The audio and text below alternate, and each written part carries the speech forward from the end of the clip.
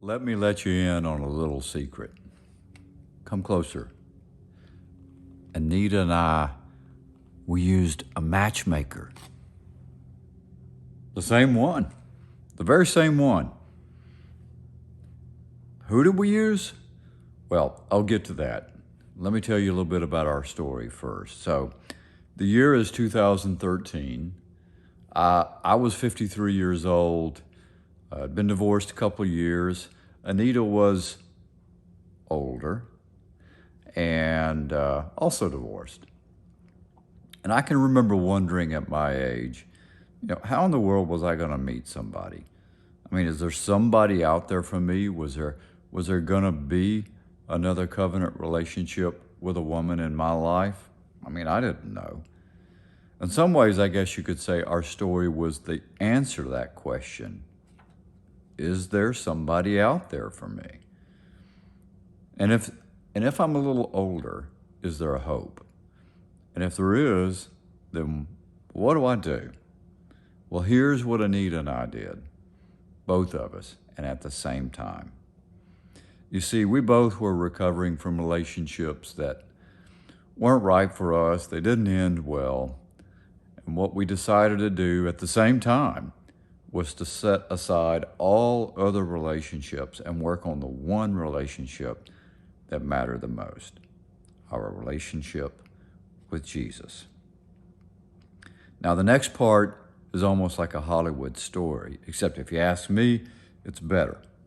We both signed up for the same online dating site at about the same time, a week apart.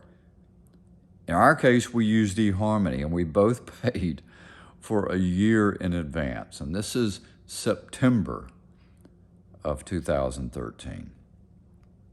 So I got a smile from Anita the morning after I signed up for eHarmony. I didn't even know what that meant. I had to look it up. I figured it was good, but I didn't know.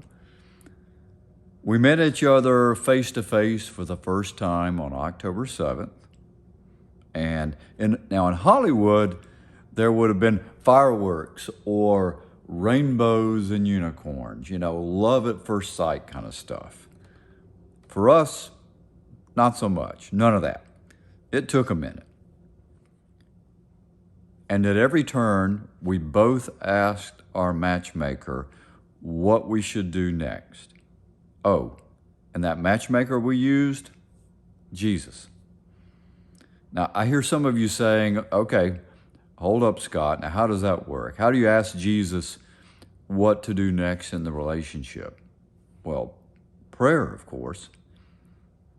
Well, what about the answer? I mean, how does the answer show up? It's not like you get an email or a letter or something, right? No, none of that. In my case, I would wake up in the morning and there would be a thought there. And I knew it was the kind of thought that I wouldn't be thinking of. I didn't put it there. And it was the kind of thought, it didn't violate any of Jesus's teachings, and it didn't violate any of the guidelines that God has laid out for the relationship between a man and a woman. So we met each other for the first time on October 7th. By January 1st, I'd bought a ring, an engagement ring. On February 23rd, I proposed in church in front of the congregation, and on May 3rd, we were married.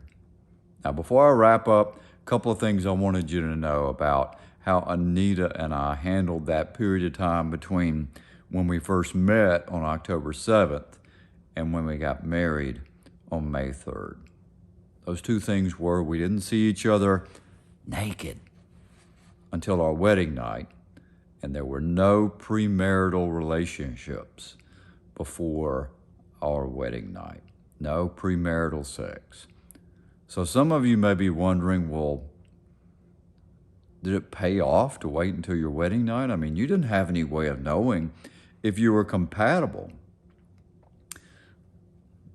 We didn't know, but our matchmaker did.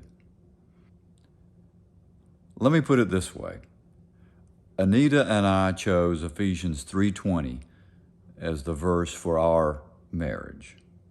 That verse reads, and I like the New Living Translation, I think the best. Now all glory to God, who is able through his mighty power at work within us to accomplish infinitely more than we might ask or think. Now, I'll put it this way.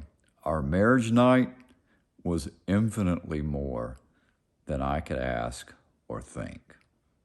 Consider using the matchmaker that Anita and I did. Consider using Jesus. Let nothing be wasted.